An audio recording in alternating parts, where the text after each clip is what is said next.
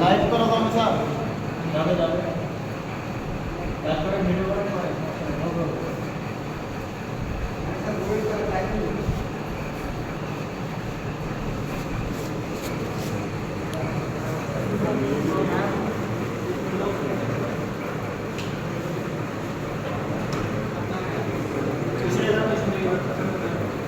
কৃত্রিম প্রজনন তাই তো? কৃত্রিম প্রজনন কি এটা আমরা ইতিপূর্বে জেনেছি তাই না? জেনেছি তো? আমাদের কৃত্রিম প্রজননের উদ্দেশ্য আছে না? কি উদ্দেশ্য? নাম্বার ওয়ান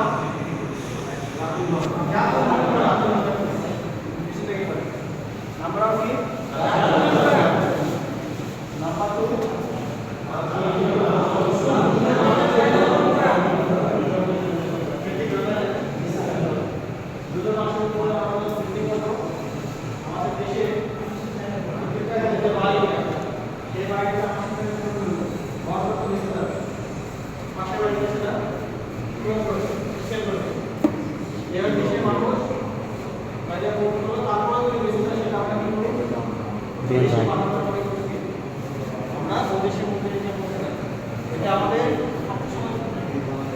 যেমন উন্নয়ন করতো দেশের জন্য কি অর্থনৈতিক পরিবর্তন হয়ে গেল।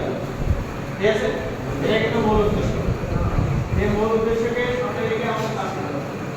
প্রজনন আমরা আর্টিফিশিয়াল ভাবে করবো। আবার একটা কি আছে, ন্যাচারাল ব্রিডিং কি সবার আছে আগে প্রাকৃতিক পদ্ধতি প্রাকৃতিক পদ্ধতি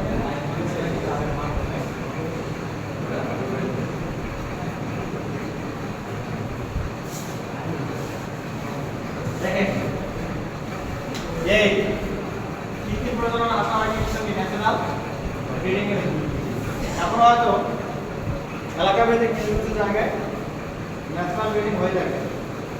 বুঝতে পারছেন? জি স্যার। এখন কিন্তু সব কিছু কি হয়েছে, মডার্ন হয়েছে, টেকনোলজি উন্নত, বিজ্ঞান উন্নত, সায়েন্স উন্নত, তাই না? আমাদের যেটা আমাদের জন্য যেটা আমাদের উন্নয়নে তারাকে অব্যাহত রাখবে সেটা ফলো করতে হবে, সেটাকে আর্টিফিশিয়াল ইনসেমিনেশন। আমরা এখন ন্যাচারাল ব্রিডিং করার পরামর্শ দেই না বা দেব না। এই ন্যাচারাল ব্রিডিং যে করায়, ন্যাচারাল ব্রিডিং করার উপরটা কি?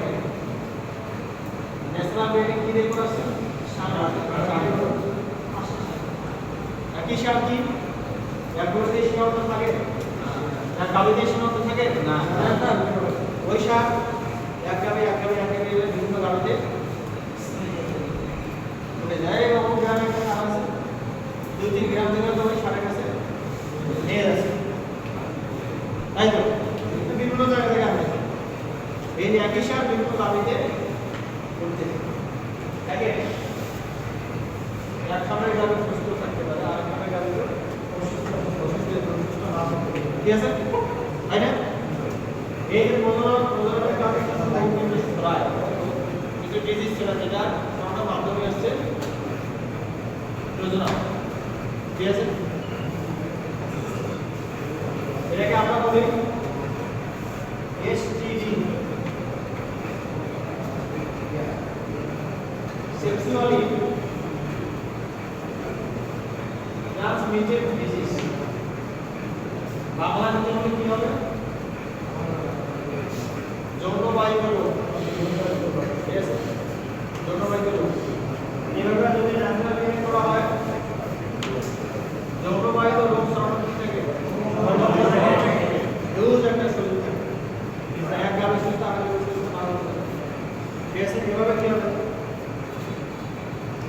সারের মাধ্যমে অসুস্থ গাভী থেকে সুস্থ গাভীতে জীবন এবং ভয়ঙ্কর রকমের রোগ আছে যেটা তার মধ্যে নিজেই করে একটা আছে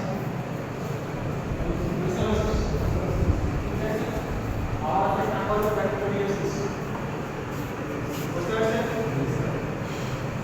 এরপর আরো অনেক আছে, ব্যাকটেরিয়াল আছে, প্রোটোজোয়াল আছে, অনেক। এই জীবাণু পরিধিতে উঠে যায়।